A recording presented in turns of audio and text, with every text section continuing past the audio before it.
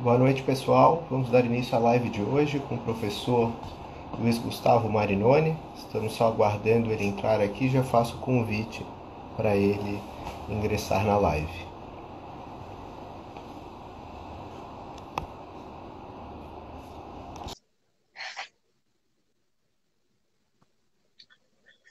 Boa E noite, aí, professor. André? Tudo bem? Tudo Tudo bem? certo? Tudo certo. Tudo ótimo. Então, Chovendo aqui um pouco hoje. aqui também.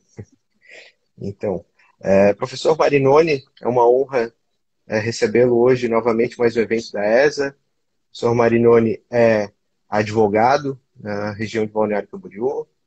Nosso professor tem uma parceria bem forte conosco, já percorreu grande parte do estado de Santa Catarina, se não todas as subseções, quase todas as subseções, e dando continuidade a essa parceria, hoje ele vai participar dessa live e falar sobre a gestão do escritório de advocacia, a realidade da advocacia nesse momento de pandemia. Professor Marinoni, fique à vontade, a palavra está com o senhor. Bem, boa noite a todos. É uma satisfação enorme estar aqui atendendo esse convite da ESA, do professor Marcos. O convite seu, não é, André? A gente já tem essa parceria aí com a ESA desde o início da gestão do Dr. Rafael Horne, quem eu também agradeço imensamente a oportunidade que tem me dado. E nós, de fato, nós estivemos de 2018, mas mais intensamente em 2019, eu acredito que metade das subseções do estado de Santa Catarina. Ano passado foram 79 palestras em 7 estados do Uhum. Brasil.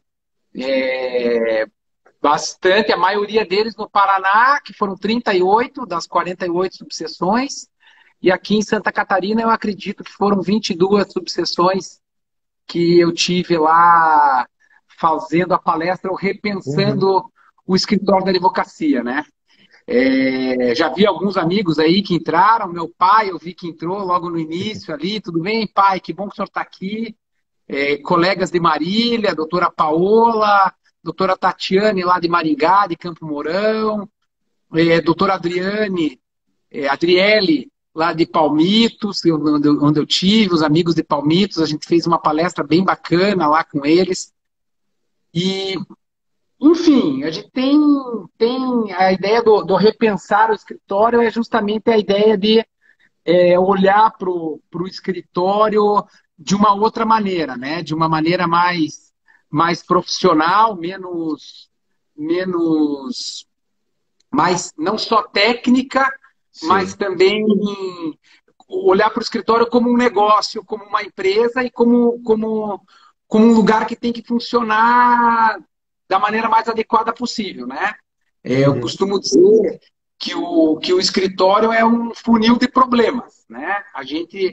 O escritório é um receptáculo de pessoas que vêm com dificuldades, que vêm com problemas, e que a nossa missão como advogados é justamente atender e ajudar essas pessoas naquilo que elas precisam. Mas, obviamente, o escritório tem que ser visto como algo além disso, de solução de problemas judicial, né, ou extrajudicial, mas ele tem que funcionar da maneira mais adequada.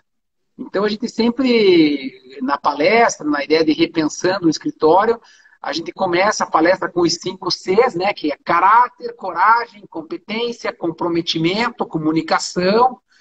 E eu falo sobre esses 5 pontos de uma forma bem específica, né, de que a gente tem que ser Uhum. mais corajoso, mais competente, né? O caráter não é só o caráter no sentido da palavra, mas ele toca outras questões que às vezes são deixadas de lado, na maneira como a gente faz a nossa relação com os clientes, na maneira como a gente faz o nosso marketing, que tem que ser um marketing ético dentro daquilo que é permitido pelo Estatuto dos Advogados. Né? Então, nosso caráter está aí, a nossa comunicação, que eu acredito que são habilidades que, que é uma habilidade que pós-pandemia ela vai precisar ser muito bem colocada, né? O advogado vai precisar se comunicar mais. Eu acho que essa forma de colocação, de comunicação que a gente está tendo online é algo que não vai ser temporário. Eu acho que ela veio para ficar, né? E nesse período todo que a gente está passando, eu estou praticamente só em casa desde o dia 17 de março. Então a gente já está fechando aí esses 2 meses de isolamento, né? Saí algumas vezes, claro, vim no escritório, hoje eu vim aqui para fazer a live e tal, mas uma das coisas que eu tenho refletido e tenho falado sobre isso com alguns colegas são alguns pontos porque ninguém estava preparado para isso, né, André?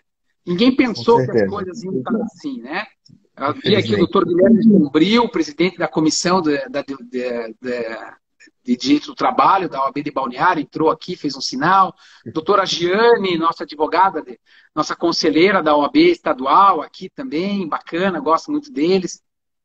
Mas a gente entender que ninguém esperava por isso, né? E a gente ficou meio que achando que ia passar, o pico da pandemia vai ser no final de abril, depois o pico da pandemia vai ser no meio de maio, o pico da pandemia vai ser no final de maio, as aulas vão voltar, não vão voltar, os eventos presenciais.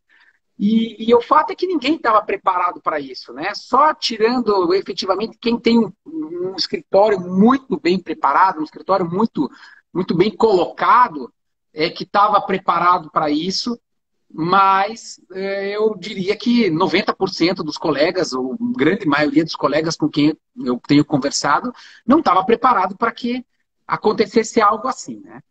Então, a pergunta assim que eu me faço, onde eu tenho pensado muito será que a gente precisava ter deixado, né? Será que precisava ter acontecido isso que aconteceu, que é mundial, para que a gente tivesse uma reflexão maior sobre o escritório? Né? Esse é um ponto, né? Puta, chegou nesse momento, chegou nessa situação em que o mundo, né, colocou que cada um se recolhesse a sua insignificância, eu diria, para que a gente tivesse essa introspecção, né?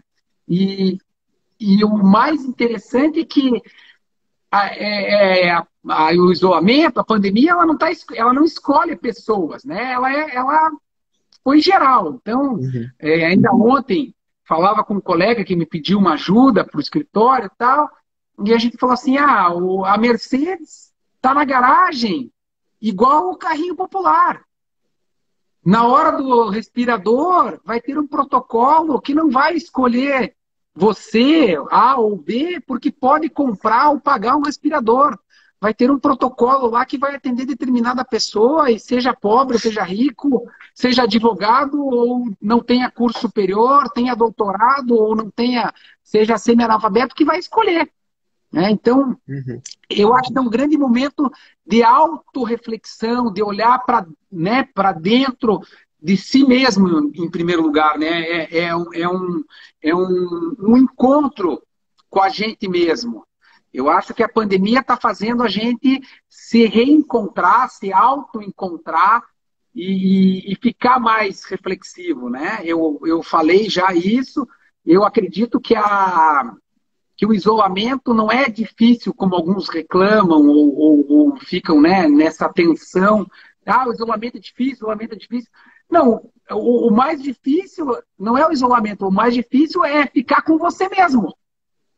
É você, apesar de ter a internet, apesar de poder ter meios de comunicação como esse que a gente está tendo aqui, apesar de você, num determinado ponto, tem que estar ali, é você e você. E aí a gente começa a ver que o escritório precisa de mais ação, que a gente precisa dar mais ação e motivação para a gente mesmo, né? Então, daí ter uma automotivação, o que não é fácil, né? Momentos de reflexão, de introspecção. Então, eu costumo dizer assim que as pessoas que reclamam, e tem muita gente reclamando, né? Tá difícil, o dinheiro não está entrando, os contratos foram cancelados, tal. Eu costumo dizer que talvez a reclamação seja algo que contamina. Quanto mais você reclama, mais reclamação vem e mais gente vem para somar com a reclamação, né, com a murmuração. É algo que contamina. Então, eu acho que talvez seja um momento da gente até estar mais agradecido. Né? Eu vi que a hashtag gratidão, que eu via tanto no Instagram, parece que ela sumiu. Né? Onde é que está a turma do gratidão? Desapareceu, né?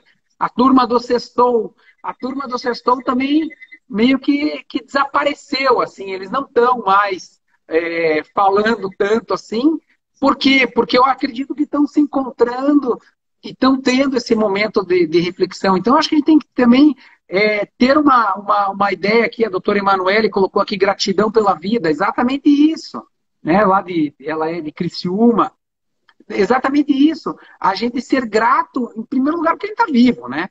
Porque a gente está aqui, porque né, eu sempre falo, tem uma das minhas frases, das minhas hashtags lá, é o que bom que tem, né?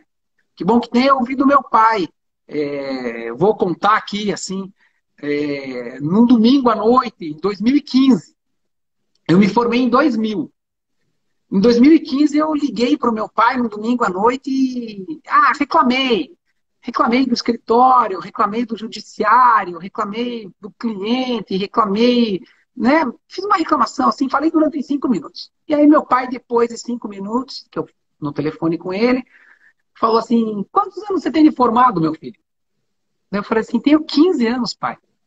Ele falou assim, achei que você já tinha 20 anos de formado.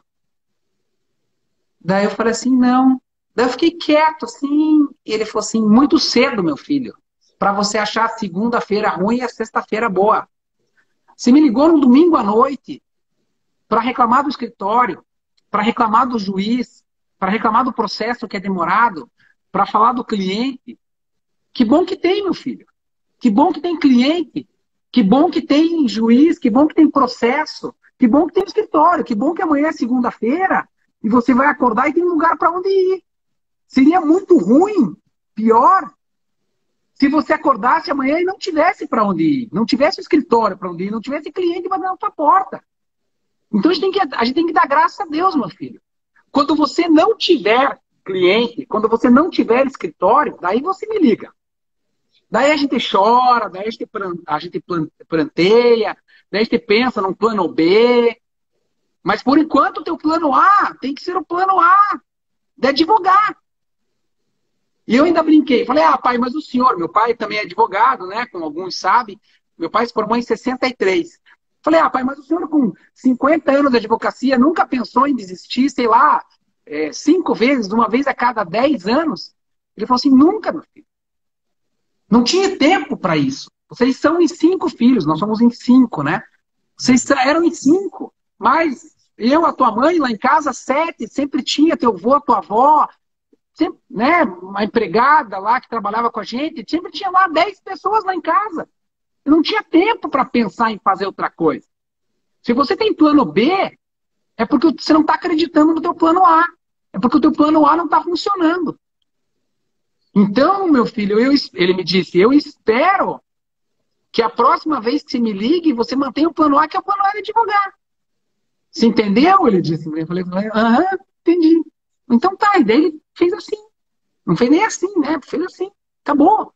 E a partir daí que surgiu a ideia do segundo, que eu sempre falo, porque é isso, a gente tem que ser grato. Tá difícil para alguns, para a grande maioria, tá. Mas não tá impossível. Não tá impossível. E a gente tem que pensar que disso a gente tem que fazer algo melhor. E é por isso que a gente tem que, tá todo mundo, o mundo nunca mais vai ser o mesmo, a normalidade que a gente vai voltar não vai ser na normalidade. Eu espero que esse não seja só um discurso, eu espero que isso seja algo que de fato mude a vida das pessoas e mude o posicionamento que os colegas têm em relação ao escritório, em relação aos clientes, em relação ao próprio judiciário, né? Em relação aos outros colegas, eu vejo os colegas dizendo assim, mas para jovem a advocacia não é fácil, porque estão jovens, porque começaram agora. ousaria discordar, né? Dizer que o jovem advogado, ele é jovem advogado por quê? É só um enquadramento a jovem advocacia. Ah, é porque ele tem lá 4 anos ainda de inscrição. Não quer dizer que ele é jovem de idade, não quer dizer que ele tem menos conhecimento, não quer dizer que ele não sabe sobre determinada matéria. Eu acredito que haja muitos colegas com 2 ou 3 anos de formado que têm muito mais conhecimento em determinadas áreas do que outros colegas que têm 30 anos de formado. Que são áreas do direito que surgiram agora. Um novo Código de Processo Civil. Talvez um colega formado há 2 anos tenha mais conhecimento do novo Código de Processo Civil, que já não é mais novo, do que um colega que tenha 30, que não se atualizou.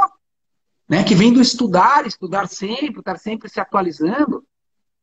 Então, não acho que para jovem a advocacia está tão difícil.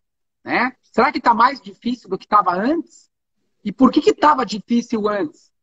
Porque se formou e não adotou um posicionamento, se formou há 2 ou 3 anos e não continuou estudando, né? Eu tomo por base você mesmo. Você tem bem menos anos de formado do que eu e já é mestre. Quantos anos você tem de formado? Tenho 4 anos. Então, você é jovem advogado. Uhum. E já é mestre. Então, inclusive, quer dizer, não parou. Essa questão de dificuldade para jovem advocacia, a gente está com o programa, o Dr. Arthur Bobson, que está à frente na presidência da Comissão da Jovem Advocacia, programa de mentoria para os jovens advogados. Já aproveito aqui para fazer o convite. Não sei se as inscrições ainda estão abertas, mas acho que é possível fazer. E ontem eu estava falando, eu participo como mentor no projeto, e estava falando com o mentorado e estava comentando justamente sobre isso. Porque, lógico, tem dificuldades que não tinha antes. Só que, por outro lado, é uma oportunidade também, porque está todo mundo tendo as mesmas dificuldades. Então, aquele jovem advogado, por exemplo, que não tem um escritório, ele não tem um escritório assim como um advogado mais experiente que tem uma sede enorme, mas não pode usar nesse momento, tem todas as dificuldades. Então, é um momento também de oportunidade que acaba nivelando todo mundo com as mesmas dificuldades que a situação acaba impondo. Né? Exatamente. O programa de mentoria, eu sou mentor de uma colega também, que tem 1 ano de inscrição na OAB e passa por essas dificuldades depois que a gente conversava, né? Uhum. Que na verdade também acabou nivelando algumas questões, alguns pontos, né? Estão nivelados. E que talvez seja o momento da gente internalizar isso, então. Né? A gente está se dando conta. Ok, estamos nos dando conta que no fim disso aí tudo, a gente vai sair diferente. Então agora, já que estou me dando conta, vou internalizar isso e trazer isso para fazer uma mudança. Né?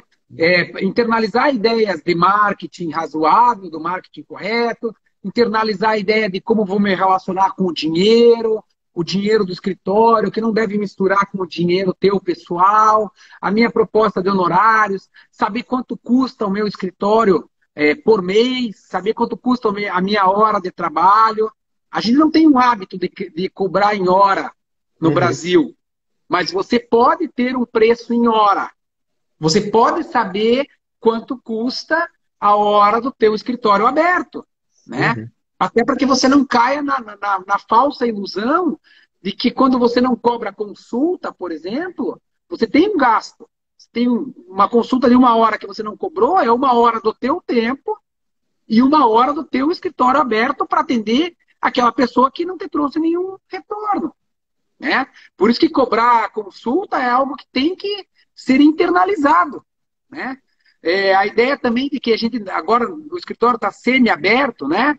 Então, que está atendendo com hora marcada, em algumas áreas do direito, que você tem escritório de porta aberta, como, por exemplo, no Previdenciário, até vi aí colegas do Previdenciário, que também são minhas mentoradas, doutora Gisele, doutora Renata, de Laranjeiras do Sul, Ipitanga, que você abre o escritório, os clientes vêm, talvez seja um momento de, a partir de agora, começar a organizar o escritório para ter atendimento marcado. Mas tem um cliente no Previdenciário que vem lá toda semana perguntar do processo dele que continua concluso há 3 meses, 4 meses. Ok. Se eu já sei que esse processo continua concluso há 4 meses, e se eu já sei que esse cliente vem toda semana no escritório, Por que eu não me antecipo e já na segunda-feira de manhã já mando um WhatsApp para esse cliente dizendo, seu fulano, bom dia, tudo bem e tal. Ó, essa semana a gente mantém aqui o escritório com atendimento com hora marcada, não precisa vir aqui no escritório. O seu processo continua com o juiz desde a data tal.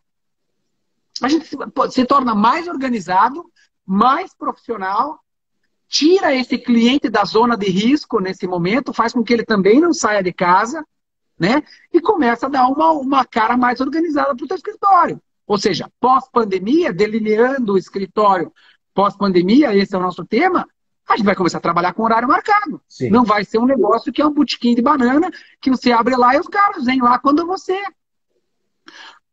quer. Eu sei, doutora Renata, mesmo assim eles vêm ao escritório, porque eles gostam de vir, às vezes eles não têm para onde ir, eles querem vir no escritório. E a gente tem um dever daí, uma obrigação com esse cliente de atendê-lo. Mas se a gente puder já ir começando a doutriná-los a partir de agora, por que não? Né? Por que não criar, aproveitar esse momento dessa pandemia, desse isolamento, para, como eu disse, internalizar essas novas ideias e fazer acontecer, né? E fazer a mudança, e fazer essa diferença que a gente queria, né? Que a gente quer para o escritório. Eu estou vendo aqui vários colegas entrando, se vocês quiserem ir clicando no coraçãozinho ali, quando você clica no coraçãozinho, acredito que todos saibam, a live da ESA vai ficando mais para a esquerda e as pessoas destaque, né? Vão entrando. E quem quiser também clica no aviãozinho do lado ali, pode ir convidando as pessoas que você quiser para chamar para fazerem parte aqui da nossa conversa. Até aproveitei aqui, convidei aqui a doutora Ieda, vice-presidente da Comissão do Advogado Iniciante da Seccional do Paraná, lá, quem eu gosto muito, a turma lá. Eu sou paranaense, né? A minha OAB originária é de lá, apesar de morar em Balneário Camboriú já há 10 anos, a cidade que eu escolhi aqui, que eu amo, a minha segunda cidade, mas me dou muito com os colegas do Paraná, com a Jovem Advocacia do Paraná lá. Enfim, são essas questões que eu acho que a gente não pode deixar de falar nesse momento, né? Essa provocação. Quanto a essa questão do atendimento, uma coisa que eu estava pensando, conversando ontem na mentoria e também abordo quando eu dou aula no curso de iniciação, eu vejo particularmente, queria ver qual que era a tua opinião a respeito.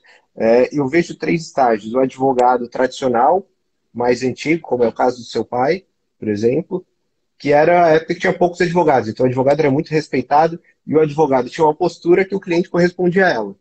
Depois, numa geração intermediária, que não é do jovem advogado, mas também não é dos mais antigos, começa a ter muito advogado. Então, lógico, o excesso de oferta no mercado faz com que o cliente fique mais exigente.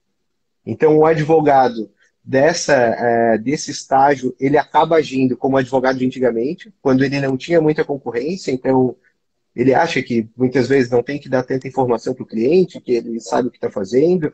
E eu vejo que a jovem advocacia tem uma vantagem hoje em dia, que é já criar relações mais transparentes correspondendo com o que o cliente quer. Só que ao mesmo tempo tem que tomar um cuidado, que é um limite para essa transparência, para também o cliente não ficar folgado toda hora, querer aparecer no escritório sem bater na porta, toda hora mandar o WhatsApp às 11 da noite. Enfim, esses limites eu acho que a advocacia tem que se adaptar e moldar essa nova realidade. Eu não sei o que tu achas a respeito. Eu acho assim, de fato, a gente tem essa advocacia antiga, vamos chamar assim, mais conservadora, de que tinha uma relação distante dos clientes, mas é interessante, porque o meu pai, por exemplo, sempre trabalhou muito para a pessoa física. E os clientes dele foram clientes de uma vida inteira que justamente desenvolviam uma relação muito próxima, uma relação de uma amizade mesmo, uma relação muito afetuosa assim, com o escritório. Então, mas sempre houve uma dose, obviamente, de um distanciamento de cliente e advogado. Eu acho que os meios de comunicação, que, claro, antigamente só tinha o telefone fixo, você escrevia carta, né? Eu acho que a maioria de nós nunca mandou uma carta aqui, dos jovens advogados, nunca lambeu um selo e esperou por uma resposta de uma carta, né?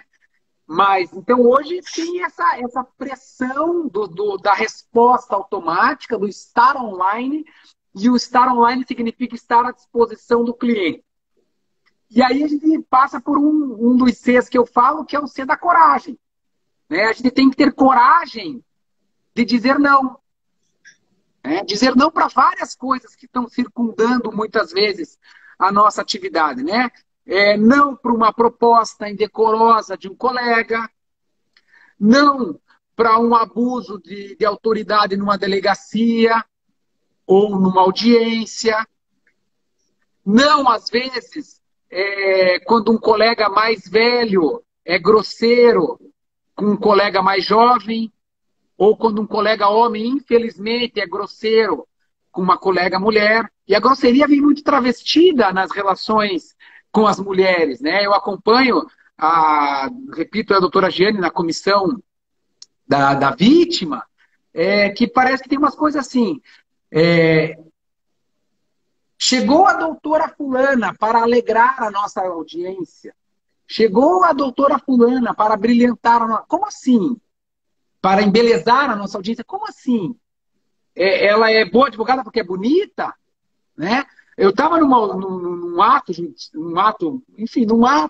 não quero dizer se era judicial ou era, mas que a autoridade falou assim, ali pelas tantas, falou assim, nossa, doutora, tão bonita a senhora, devia estar em casa cuidando do marido e dos filhos. Eu olhei assim para a pessoa, tal, deixei transcorrer o ato. No final do ato, eu falei assim, doutor, sua esposa trabalha? Eu já sabia que ela trabalhava, já sabia que ela trabalhava. Ah, trabalha. Falei, ela é feia? Ele me olhou com uma cara, não, minha mulher é linda. Que o senhor disse que a doutora aqui era linda, tinha que estar em casa. Eu estou pressupondo que se a sua trabalhar, só pode ser feia. Daí eu acho que ele caiu em si. Então, a gente tem que dizer não quando isso acontece. Né? Na audiência, quando alguém fala isso para minha colega. Né? E eu tenho que dizer não muitas vezes para o meu cliente. Quando o meu cliente quer que eu faça alguma coisa que não vem de encontro à ética. Né? Quando o meu cliente, às vezes, pode tentar fazer alguma coisa, me ligar às 10 horas da noite, exceto nos momentos em que aqueles colegas que trabalham com regime de plantão, com criminal, ok, que tem, né, uma demanda, talvez noturna, fora do horário comum, mas se o cliente manda o WhatsApp às 10 horas da noite, não responda.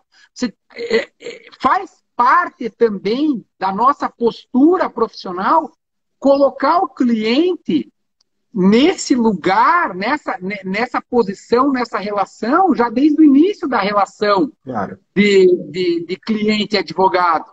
Né? Já pode falar aqui, desde o início, e dizer assim, ó, eu atendo o senhor pelo WhatsApp, quando o senhor precisar, dentro do horário comercial. Ah, mas no meu horário comercial, eventualmente, eu estou trabalhando, não consigo falar. Então, ok. Então, vamos estabelecer um horário limite em que você pode me mandar uma mensagem, ou ainda que você me mande uma mensagem, saiba que eu vou responder no primeiro horário do dia seguinte. Então, se ele mandar a mensagem às 10 da noite, eu vou responder às 8 da manhã do dia seguinte. Ou eu posso te responder até às 7 horas da noite, considerando que você saia às 6 do teu trabalho, do teu plantão, do teu escritório, vou te dar, ok. Né? Mas deixar isso já muito livre no começo, e muitas vezes a gente faz essa concessão, talvez também no início da advocacia, para querer ser o mais gentil possível, pode ser um tiro que vem pela culatra, né? Que daí o cliente acaba se achando no direito de falar com você toda hora, de te ligar toda hora. E mais do que isso, André, o que acontece, e me diga aí dos que estão nos ouvindo, quem nunca, né? Você é contratado para executar uma tarefa A na advocacia. Né? Digamos, você é contratado para fazer o trabalhista de uma determinada empresa, que tem lá um fluxo de 7, 8, 10 ações trabalhistas mensais. E aí, de repente, o cliente te vem com o divórcio da filha. Uhum. Faço família? Faço família. Mas não fui contratado para atuar no divórcio. Para atuar no divórcio são outros honorários. O cliente liga e fala assim, meu filho levou uma multa, dá para recorrer? Né? Posso fazer o recurso de trânsito, mandado de segurança, cassação de carteira, qualquer coisa assim, em favor do filho do cliente? Posso, mas a contratação dos honorários são outra. É o cliente ligando para tirar uma duvidazinha, né, que não está contratado. E aí isso vem muito, e eu também falo, e quero repisar aqui para quem está nos ouvindo, da ideia de que dos honorários aviltados, né? Se falar cobrar consulta, os honorários são aviltados porque tem uma concorrência. Pode ser que seja também por conta de uma maior entrada de colegas no mercado de trabalho, mas não é só por isso. O aviltamento dos honorários acaba sendo uma consequência do aviltamento da própria profissão. A nossa profissão é aviltada. A gente não vê outros profissionais de outras áreas se degladiando, falando mal um do outro, como a gente vê na advocacia.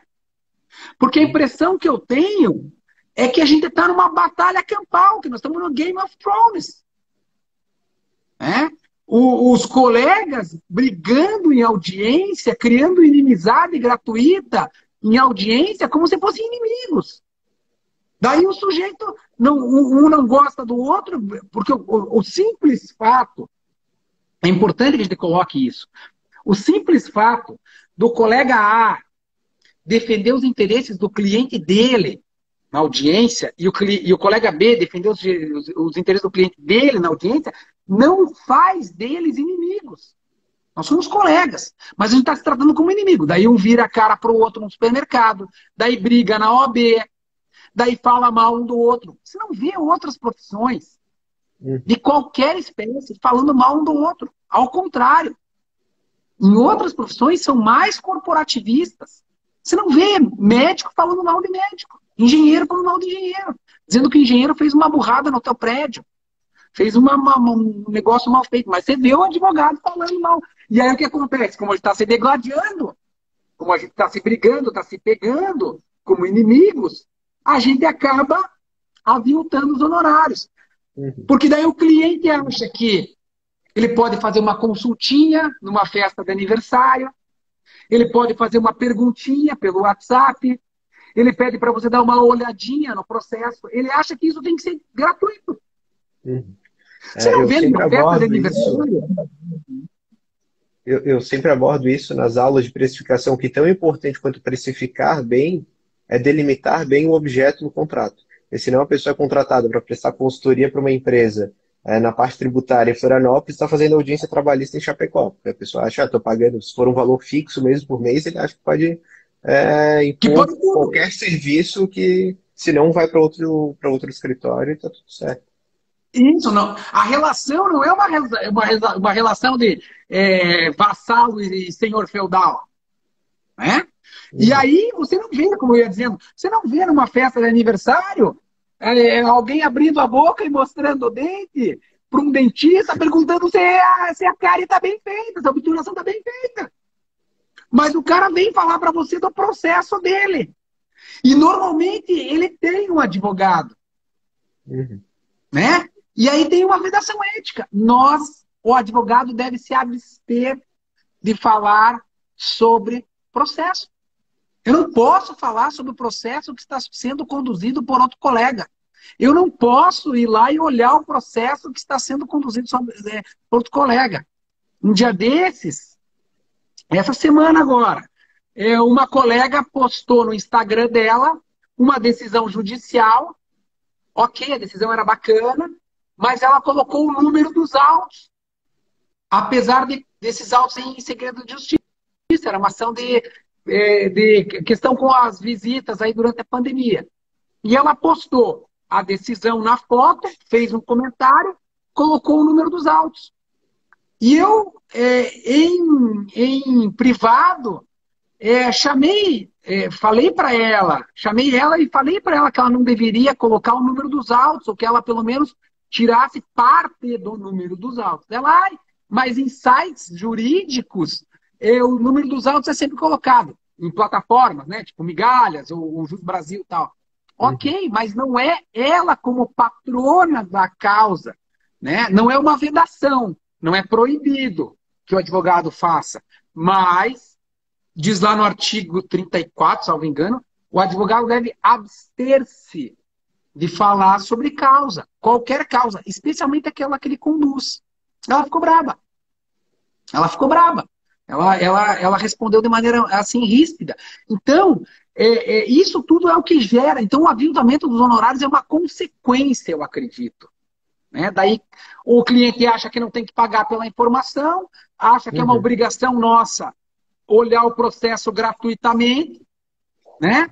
E a gente acaba, muitas vezes, cedendo a isso, porque eu não quero perder o cliente, não quero me expor, então eu sou contratado para fazer o tributário, vou fazer o divórcio da filha dele, graciosamente, porque ele acha que é fácil, porque é só uma escritura pública lá no cartório, então é só assinar. Não é só assinar, né? Fazer um Uhum. divórcio é um troço sério. Né? Um É, divórcio isso eu acho que entra também na questão da publicidade com o cliente, a publicidade que eu digo de expor realmente a situação. Porque muitas vezes o cliente olha ali o contrato pronto de 2 páginas, ele escreveu 2 páginas, eu faço em 1 hora. Só que na verdade tem todo um trabalho por trás, que o advogado deixa às vezes de fazer o cliente ficar próximo daquilo, explicar o que, que ele está fazendo, explicar o porquê de cada coisa. E só entrega no final ali o contrato para ele assinar, ele acha que só fez o contratinho. Na próxima vez ele só liga, pô, lembra aquele contratinho que fizesse? Só se puderes atualizar para mim, que eu tenho outra situação parecida. E o cliente acaba subestimando o trabalho do advogado justamente por essa falta de informação. Exato, exatamente. E daí fica uma situação constrangedora. Uhum. Então a gente tem que ter essa coragem de dizer não para algumas situações e de colocar o cliente no lugar dele. Mas, enfim, isso daria quase para a gente ficar falando só uma live inteira falando só sobre isso. Vi que a doutora Fernanda aqui, Maier, de Marechal Cândido Rondon, onde eu estive lá também no ano passado, falou assim, a pergunta é mais difícil quando vem para parente. Parente é o tipo do cliente que a gente não atende.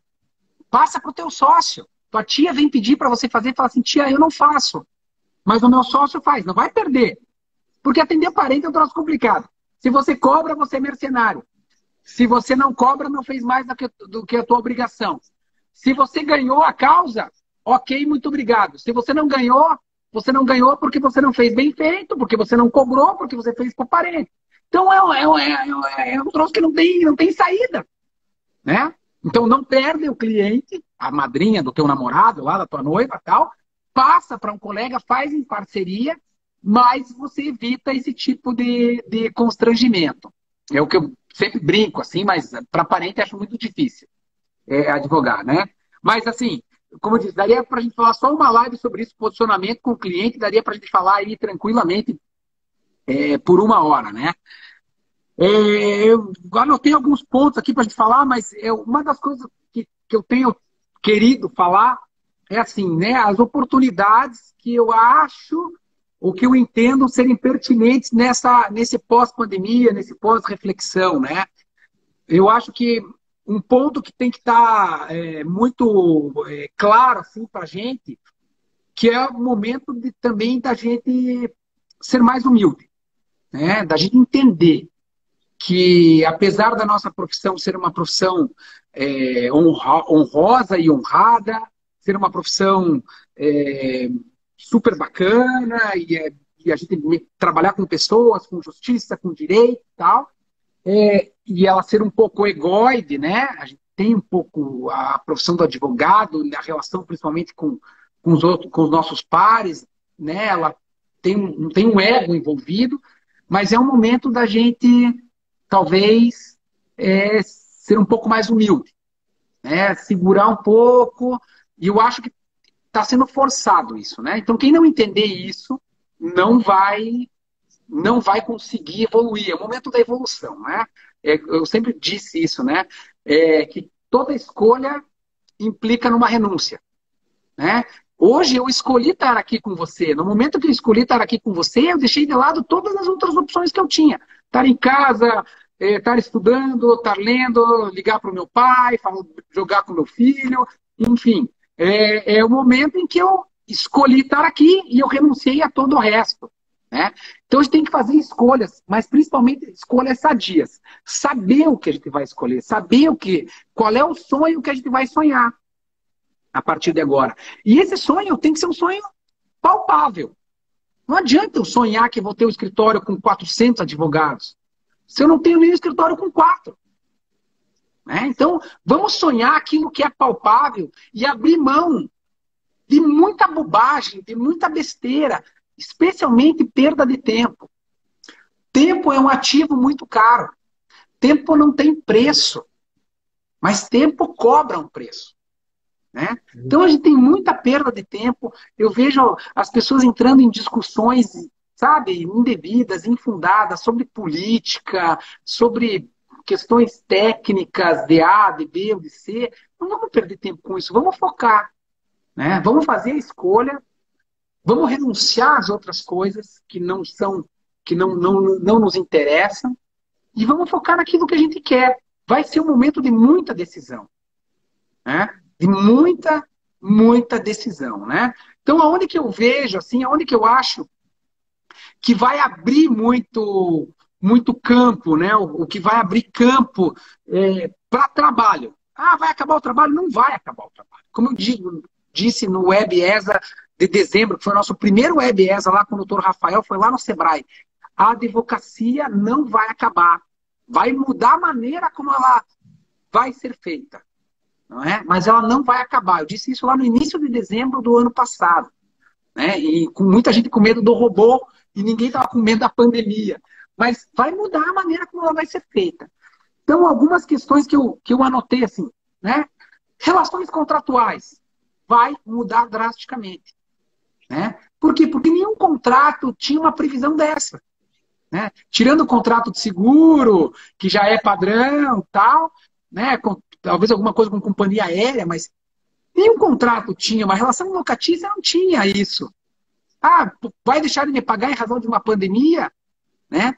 Agora, vai acontecer quebras de contrato, vai acontecer um tipo de ultra onerosidade para uma das partes. Quem que vai discutir sobre isso? Se não formos nós, né, que vamos levar os interesses dos nossos clientes.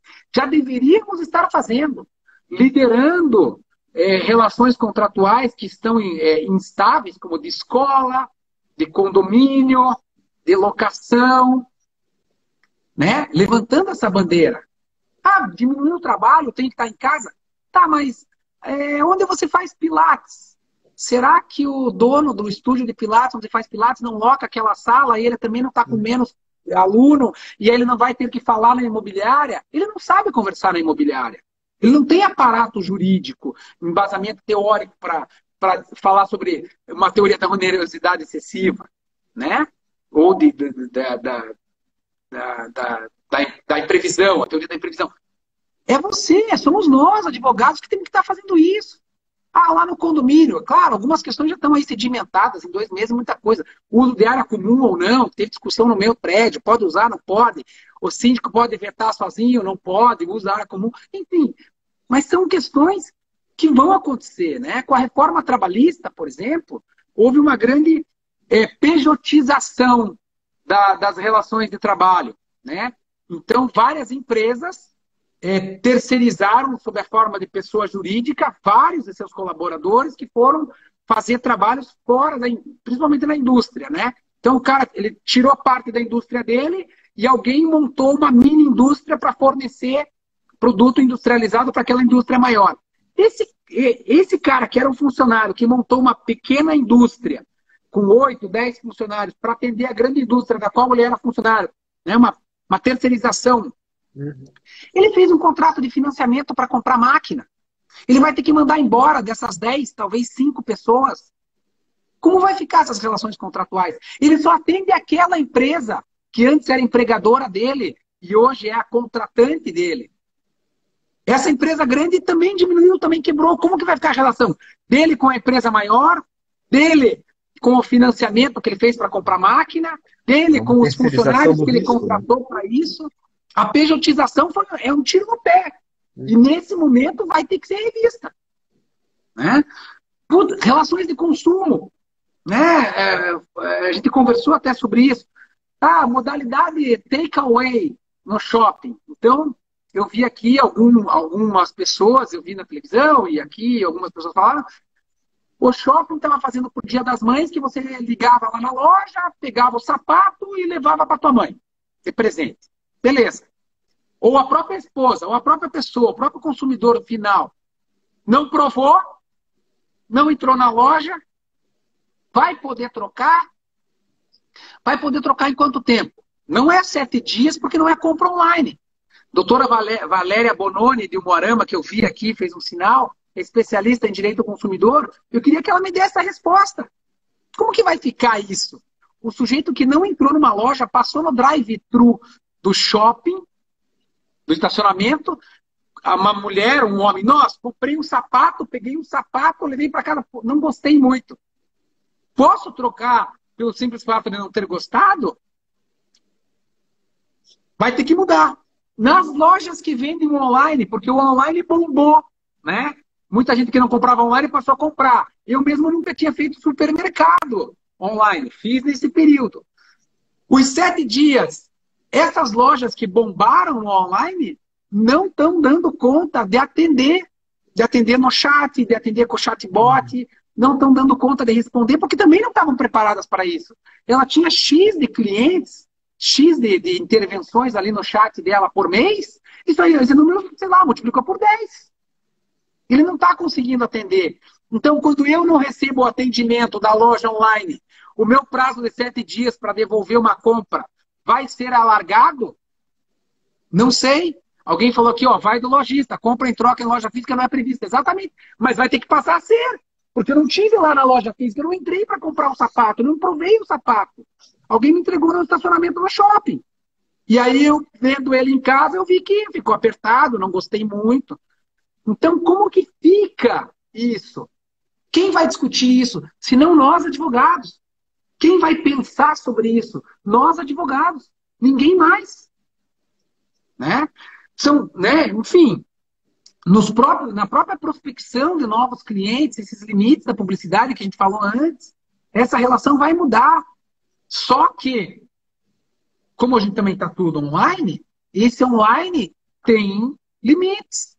Né? Então, existe um movimento do Conselho Federal, da nossa OAB, liderado pelo Dr. Ari Radiante, que tem ouvido as seccionais, já teve aqui em Santa Catarina, eu tive presente, teve no Paraná, eu tive presente em audiências públicas sobre os limites éticos da publicidade. Vai mudar no online? Vai mudar. Tem que mudar? Eu acredito que tem que mudar, mas ainda não mudou. Então, se ainda não mudou, ainda valem as regras do provimento do estatuto. Sobriedade, discrição, moderação continuam valendo. Então, se não pode o sujeito fazer um outdoor luminoso, plotar o carro com o nome do escritório, ou colocar um perfurante lá no vidro de trás, com determinada área que ele faça e colocar o telefone dele, não pode colocar um perfurante virtual na página do Instagram. Não pode pagar para o Instagram ou para o Facebook para aparecer para pessoas certas que você escolha. Existe uma diferença entre publicidade e propaganda. Isso é propaganda. Da mesma maneira que eu não posso pagar para colocar um anúncio na revista. Da mesma maneira que eu não posso pagar para fazer um anúncio no rádio ou na televisão. Eu não posso pagar para fazer com que a minha publicação no Facebook chegue para determinada tipo, gênero, idade, classe social, rendimento ou profissão de pessoa. Né? Então tem aí algo que a gente também vai precisar rever. Né? Mas eu acho que a própria mediação, já que a nossa relação com o judiciário também vai ser mais online, a própria mediação, que ainda é pouco colocada, que poucos colegas fazem, é algo que vai ter que aumentar. Então, a habilidade de mediador, a habilidade de conciliador, são habilidades que nós vamos ter que desenvolver. A habilidade da oratória, a habilidade da comunicação, saber conversar com o colega, não é só fazer a reunião online, é saber conversar com o colega. Tem gente que fala bem, tem gente que não fala. Se o cara não fala bem, escrevendo até vai, né? A reunião online ser mais objetiva. Você mesmo me disse, né, Janis, quando a gente conversou na segunda-feira, que um estudo, não, acho que de Harvard, provou que as pessoas não conseguem ficar online por muito tempo. Claro! Isso, tem várias dificuldades de captar a informação que a pessoa está passando, porque, lógico, ao vivo a pessoa fala gestualmente, enfim, a comunicação não verbal, né? Isso, pelo vídeo, é mais difícil de captar. Então a pessoa acaba Muito ficando mais mais difícil. cansada e às vezes a gente está acostumado a dar uma palestra falando 2 horas e acha que fazendo uma live a pessoa vai ter o mesmo grau de atenção, ou numa reunião com o cliente também é a mesma coisa. E se você vai numa palestra presencial lá para ficar durante 1 hora ouvindo alguém, você fica. Mas se você vai assistir uma palestra online, você, né, levanta, vai no banheiro, mexe no celular, vê se alguém te manda uma mensagem, justamente porque a gente está preso nisso, né? Na palestra presencial, você não vai levantar, tem uma fileira de pessoas para mudar, você vai ter que incomodar, talvez, você vai segurar, né? Não vai mexer no telefone, não desrespeito. No online, não. Então, toda essa movimentação de mediação, de conciliação, são habilidades que a gente vai ter que desenvolver. E vai ter que ser de hoje para amanhã. Né? Ser objetivo, alguém colocou aqui objetividade importantíssimo, ser objetivo na reunião. Não tem reunião de 2 horas mais. A reunião é 20 minutos, a reunião é meia hora. Né? Fazer mais do que o combinado também, né? Talvez algumas coisas tenham que mudar dentro do escritório. Né? Talvez você vai dispensar a secretária e daí vai ter que atender o telefone. Talvez a secretária tenha que atender o telefone e fazer alguma outra tarefa. Enfim, essas multi-habilidades também presenciais também precisam mudar. Né? Os advogados vão ter que sair da inércia. Isso não vai ser optativo, vai ser obrigatório. E quem não se mexer não vai vingar. Né? Eu acho que isso tudo está provando. Eu acho que está faltando 5 minutos, Janis. Eu não sei se você quer abrir aí. É avisar agora. É avisar que depois de 60 minutos cai, né? Então, para a gente caminhar para as falas finais. Se alguém mas acho que já abordasse. Aqui, eu não consegui. Como? Pode falar. Não, cortou aqui, eu não consegui ouvir, desculpa. Não, se algum colega quiser fazer alguma pergunta assim e tal. Ah, sim. Né, que eu não consegui rodar aqui as perguntas, porque se a gente olha para as perguntas, a gente não olha para a câmera. Eu não tenho essa habilidade. Meus arolha eu não tenho. Eu estava acompanhando aqui os comentários, acho que todos foram bem explorados já na tua fala, mas se tiver mais algum colega com alguma colocação. A hora é agora, mas também já quero.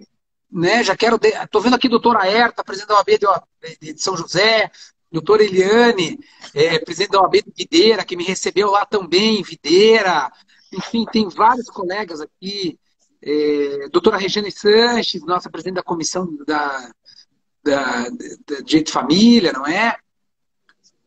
Amigos do Oeste lá, gosto muito, muita gente bacana.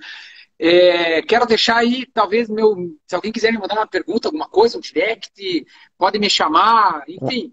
Tem uma pergunta rápida aqui, Marinoni, sobre a doutora Natália. Neste momento de pandemia, seria interessante colocar em prática a abertura de um novo escritório? Peraí, a abertura de um novo escritório nesse momento, eu acho que vai depender do formato do escritório. Né? O que a gente está vendo muito agora é o escritório 100% digital. Vai ser um escritório digital? De que área vai ser esse escritório? Eu acho que o escritório tributário, por exemplo, é o tipo dos clientes que você vai atender na empresa dele. Eu acho que o escritório previdenciário, que é o escritório de porta para a rua, que o cliente vem mais, vai ter que adaptar.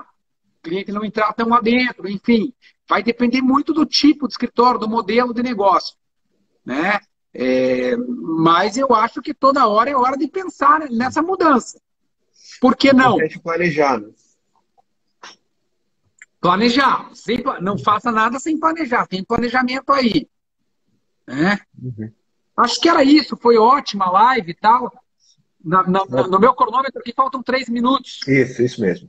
Então, encerrando, queria agradecer muito pela continuidade da parceria. Agora a gente tinha alguns cursos até presenciais marcados contigo por todo o estado. Infelizmente a gente teve que suspender, mas fico muito feliz de poder te recepcionar aqui online. A participação dos colegas, vários colegas de todo o estado também. Muito obrigado a todo mundo que nos acompanhou. Obrigado, Barinoli. Se quiseres deixar uma mensagem final. Eu que agradeço sempre, André, você sempre tão cordial, tão amável comigo, toda a ESA, né? O doutor Marcos, o doutor Isabela, sem deixar de falar na Tamires, na Mariane, as nossas meninas do administrativo lá que dão uma mão pra gente, a nossa OAB aqui, né? O doutor Rafael, fazendo um trabalho assim excepcional, enfim, que não é fácil. Eu acho que muita gente joga pedra, mas na hora do vamos ver, venha para dentro da OAB, venha participar, venha ver que não é fácil. Então eu sempre rendo as minhas homenagens a ele sempre que posso e quero deixar aberto aí, se alguém quiser precisar de mim para qualquer coisa, me manda uma mensagem, vamos fazer alguma coisa, mas por favor, não fica do jeito que tá. A minha mensagem é essa, não fica do jeito que tá, tem que mudar e não vai dar para ficar igual, tá bom? Obrigado, Obrigado a Barinoli. todos que tiveram Parabéns aí. mais uma vez. Obrigado a todos também. Tchau, tchau. Boa noite. Obrigado, boa noite, um abraço.